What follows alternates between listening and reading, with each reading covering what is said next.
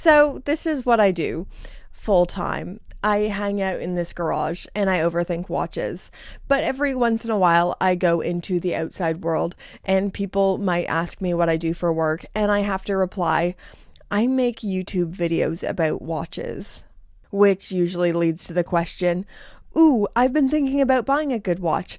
Which watch should I buy? What watch is a good watch? And this really opens up Pandora's box because our watch preferences are so unique and personal to us. What is your budget? What is important to you in a watch? But this is a video I'm going to send to anyone who asks me this question, and hopefully it's helpful to anyone. Okay, so the first thing we're going to talk about is comfort, and this comes in two folds. One, physical comfort on wrist, and two, would you feel comfortable wearing this style? Now, you might be thinking, are there uncomfortable watches? Is there such a thing? And the answer is yes. Sometimes a watch bracelet will pull on your arm hairs and be unpleasant to actually wear, or sometimes a watch is heavy and not the most comfortable to wear all day long. A good watch should feel comfortable on your wrist.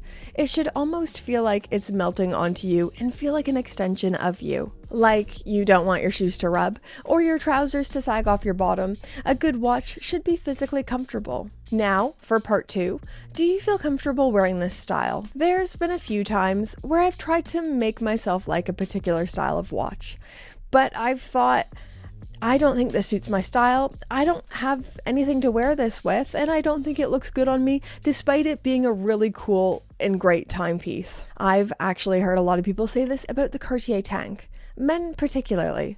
They love the style, the heritage, everything, but it just doesn't suit their style. A good watch for you will be one that you're excited to wear and suits you. Finishing is one of the most important aspects of a watch. It is a big part of the price, and it is the big thing that makes a certain piece feel elevated. If a watch was a band, the finishing would be the bassist. Even though the bass player doesn't typically get the most glory, they provide the groove and the foundations of a song. And a good bass line isn't easy, but when it's done right, ooh, mwah. It makes a song. That's what the finishing is. It's where a manufacturer chooses to add polishing, chamfer edges, applied indices and logos, what they do with the crown, and how they do the brushing. It's the tiny details that transforms a watch into a little piece of art and something that's a bit more elevated. Now, this is a department that really hinges on budget, like the biggest difference between a Tudor and a Rolex is often the finishing, and that's the premium you're paying for. But whatever your price point is, I highly recommend looking into well-finished products, as good as the finishing can be for the price. For around $500, I'd highly recommend Seiko, Baltic, Kuo, $1,000 USD, Hamilton, Ferrer, Tissot, Christopher Ward, and $2,000 you're kinda entering pre-owned Tudor, Omega, Tag Heuer prices, but I'd also look into Longines if you want something new. Speaking of something new and awesome, we should probably talk about today's fabulous video sponsor, IFL, and their newest drop. Just released today, this is the limited edition Citizen Zenshin Koi Fish, and this is limited to just 300 pieces worldwide. That's it. If you're not as familiar with IFL, they are known for transforming timepieces into wearable pieces of art through meticulous and diligent hand painting and customization. So, in this newest release, we have hand-painted koi fish swimming between the lily pads and lotus flower with a little frog, and the off-center seconds hand is a lily pad. It's adorable. In Japanese culture, the koi fish represents strength through adversity due to their upstream journey. The dial is amazing, but so is the watch. Set against the Citizen Zenshin Titanium, this has a case diameter of 41 millimeters, a thickness of 11 millimeters, and of course the material is titanium, 100 meters of water resistance, and powered by the automatic caliber 8213, which has 42 hours of power reserve. This has all of those go anywhere, do anything specs I'm always looking for in a more premium material, and a hand-painted dial that's so creative and beautifully executed. I've said it before, but honestly, this is my new favorite IFL creation. Also, there's a little lume surprise somewhere on the dial. The hands are lumed, but there's also a lume surprise somewhere else. I'm not going to tell you where it is. This is only for the people who buy it. But if you do buy this one, make sure you get a little UV torch on it. It's very cool. If you are loving this, go click the link that is in my description. It will take you to this one. But, there are so many other things to check out on the IFL website. It is super limited, so don't miss out. And go click my link so they know I sent you and they want to keep partnering with me forever and ever. It's awesome. You're awesome. And so is IFL. Thank you so much to IFL for sponsoring this video. So, watch nerds love talking about specifications, and for good reason. It's important that a watch is functionally good. You are spending a lot of money on this piece of wrist jewelry, and the capabilities should match that. When we say specifications, that is usually in two parts: the case specs and the movement specs. The case specifications usually includes water resistance, material, stainless steel, titanium, precious metal, whatever it might be, lume, and crown functionality. Then the movement would be looking at the power source. Is it mechanical or quartz? What is the power reserve jewels used? Is it decorated, hand finished, or machine finished, etc.? I think we should add a third specification though, and that's bracelet and clasp. Does the bracelet taper? Is there any form of micro adjustment? And how do I use it? To me, sometimes I think we get a little lost in the deep weeds. We get a little lost in specifications that don't matter as much as we think they do. I am going to put a graphic on right now with my list of things that I would say is the most important and least important. For most important, I'd say material, capabilities, like is this a diver, shock absorber, dress watch? What should I expect from this? Water resistance.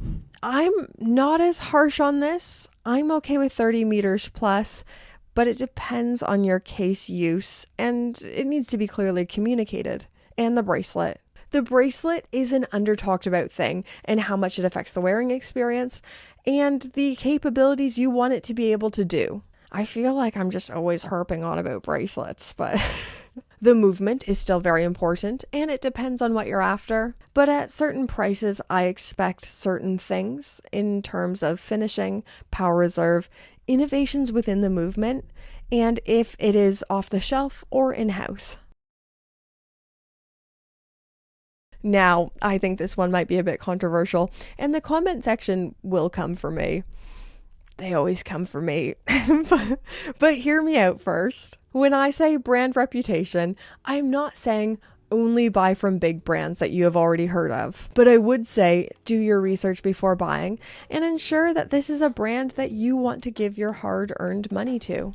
Most watch geeks wouldn't recommend to their friends to go out and buy a Hublot, and that is in no small part because of their brand reputation.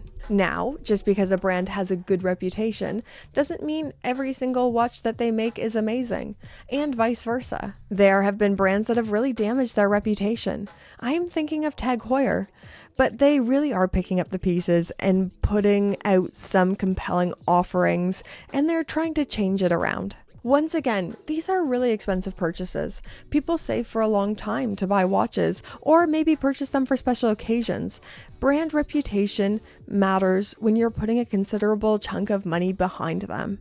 I think the watches that we choose and we love are a reflection of us and they say something about us. If I see someone wearing a Studio Underdog Watermelon, that speaks volumes.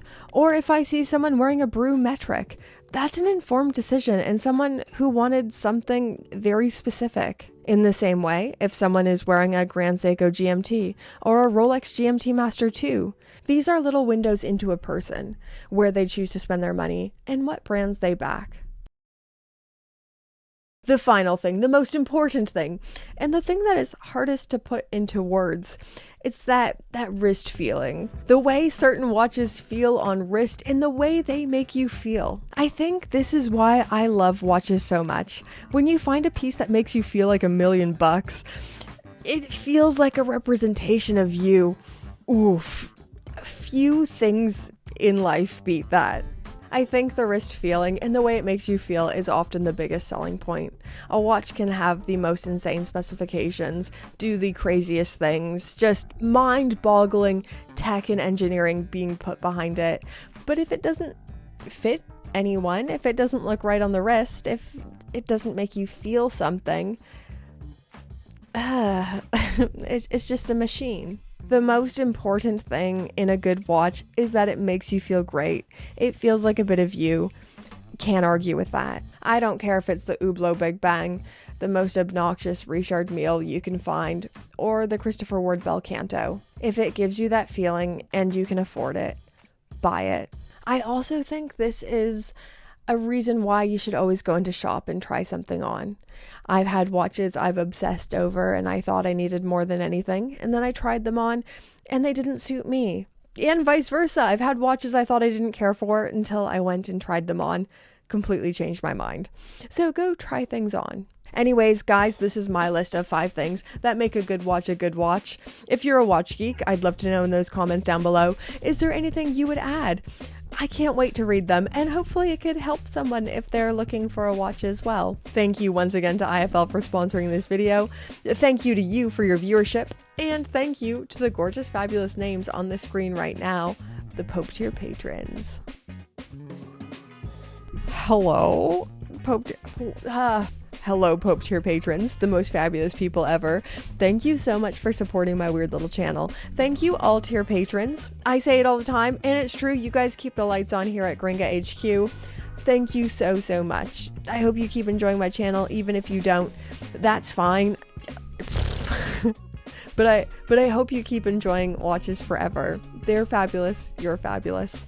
And thank you so, so much.